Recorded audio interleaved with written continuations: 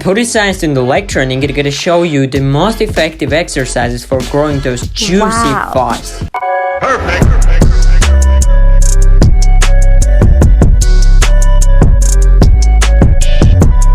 So before we will jump into the workout, it's important to warm up, because warming up really seems to reduce your risk of injuries and improve your performance. As a matter of fact, this review from 2006 showed that 5 studies, all of high quality out of 8, reported sufficient data that warming up really reduces your risk of injury and improves your performance. And those 3 studies were focusing on stretching instead of increasing your core body temperature. So I will recommend you to do 5 to 10 minute walk on treadmill and these dynamic stretches, and after that warm up, it's time for squats. Squats are considered as one of the big free exercises in the powerlifting and a functional movement that we all need to learn. And this is the type of exercise in which you want to go heavy in the 4 to 6 rep range, because that progressive strength from the squats will carry over to your other quad exercises and will then allow you to do heavy weight with higher reps, which is the type of the progressive overload. Here you want to find a foot position that will allow you for most hip flexion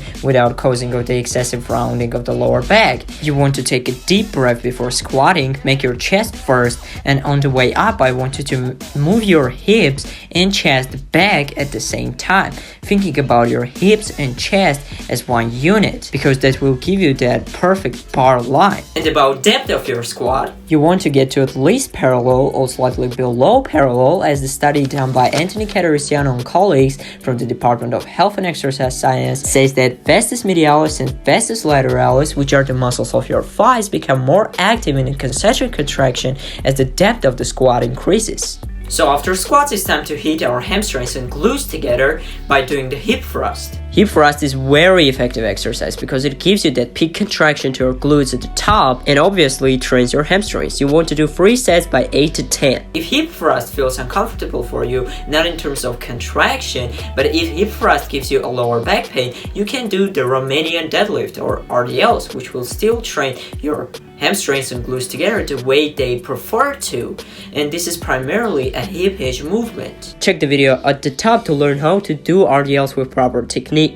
Now it's time for lunges. Now, if you have knee pain, I would not recommend you to do forward lunges or walking lunges, because they will stress your knee the moment your foot will hit the ground without assistance. I prefer to do reverse lunges, because now it's a closed chain exercise and my working foot is in contact with the ground from the very beginning of the exercise, and I stay upright, and for me I feel better mind muscle connection when I do reverse lunges because I can go deeper. You want to do 3 sets by 10 to 12 reps, yes, slightly higher rep range, but you don't want to go too heavy on this. You need to feel every contraction. Now we move on to our hamstrings again, and the exercise selection here would be the seated leg curls. And this is a great complement for the RDL or hip thrust that we were doing, because there we were training the hip extension. Now we are training the second function of the hamstring muscle, which is the flexion of the knee with the seated leg curls. It is important to include at least 1 exercise for your hamstring that is going to train that hip extension and knee flexion if you want to develop your best hamstrings. You want to do slow eccentric about 3 to 4 seconds, and you want to do about 2 to 3 sets to failure. You need to choose weight that will get you to the failure in the 8 to 10 rep range, RP 9.5 to 10, because this is an isolation exercise and you really want to squeeze out all the juice from your hamstrings. And for the calves, you want to train both the gastrocnemius and soleus muscles by the standing single leg calf raise and the seated overloaded calf raises. But the most important point here is that you don't want to rep them out. You want to stop in this bottom position for 4 seconds, because this is going to allow the elastic recoil to dissipate, and you want to go all the way up and do the same thing on seated calf raises too. 2 sets by 15 to 20 reps on each exercise. Yes, higher rep range, and you really want to feel that uncomfortable contraction in your calves if you want to grow them. We are not done quite yet, because you want to include some finisher exercise for your hips, because your hips are part of your legs too.